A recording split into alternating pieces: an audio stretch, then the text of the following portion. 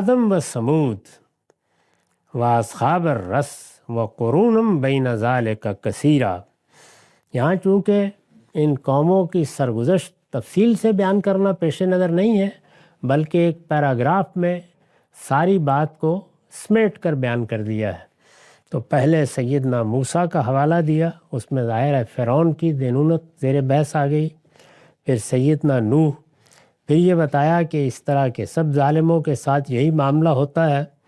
اب عاد اور سمود و اصحاب الرس، عاد، سمود، اصحاب الرس اور ان کے درمیان بہت سی قوموں کو بھی ہم نے اسی طرح ہلاک کیا۔ قرآن مجید نے تعداد تو بیان نہیں کی، لیکن جگہ جگہ یہ بتایا ہے کہ پھر ایک لمبا عرصہ ایسا گزرا ہے جس میں پے در پے قوموں کی طرف رسول آئے ہیں۔ اس کو ہم پیچھے سورہ یونس میں دیکھ چکے ہیں، وہاں یہ فرمایا تھا کہ لکل امت الرسول، بنی اسرائیل کا زمانہ شروع ہونے سے پہلے ہر قوم کی طرف رسول آتے رہے ہیں، اور ان سب کے ساتھ یہی معاملہ ہوا ہے، یعنی دنیا میں ان کا فیصلہ ہو گیا اور ان کے عذاب کے بارے میں بھی بتا دیا گیا کہ یہاں کیا ہوگا، برزخ میں کیا ہوگا، قیامت میں کیا ہوگا۔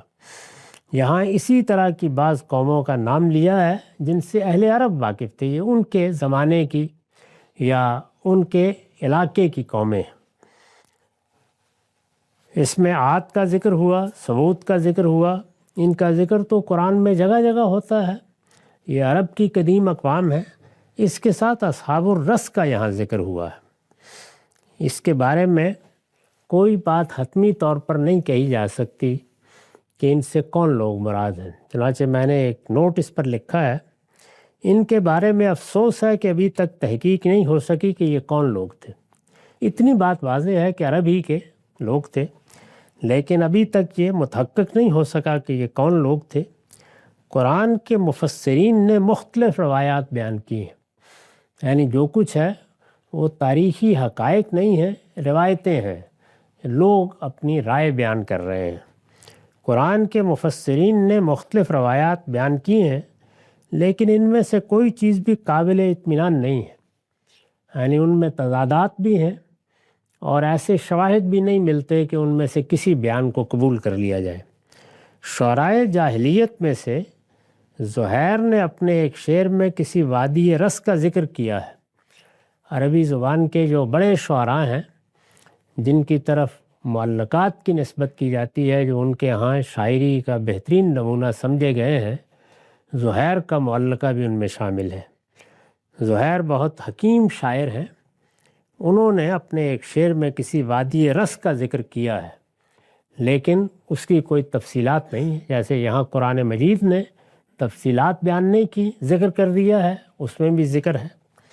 اس سے معلوم ہوتا ہے کہ یہ غالباً عرب کی اقوام بعیدہ میں سے کسی قوم کا حوالہ ہے، یعنی عاد اور سمود کا معاملہ تو چونکہ شہرت رکھتا تھا، ان کا ذکر ان کی شاعری میں ہوتا ہے، ان کے خطبات میں ہوتا ہے، وہ جانے پہچانے لوگ تھے، تو اس لیے قرآن نے اس کی تفصیل کی۔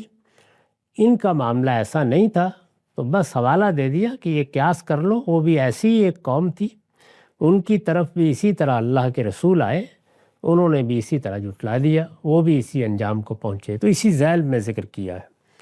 عاد، سمود، اصحاب الرس، اور فرمایا ایک اصحاب الرس اور ایک عاد و سمود کیا، ان کے درمیان وہ قرون بین ذالک کثیرا، بہت سی قوموں کو بھی ہم نے اسی طرح ہلاک کیا۔ میں نے لکھا ہے کہ آیت میں فعل خلقنا بربنائے کرینہ محذوف ہے، یہ اسی کا ترجمہ ہے۔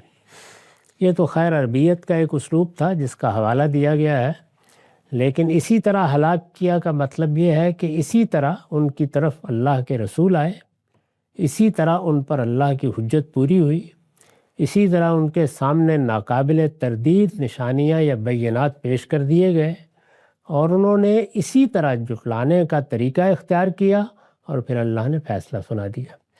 تو یہ جو اسی طرح ہے، یہ در حقیقت اس پوری داستان کو اپنے اندر سموئے ہوئے ہے۔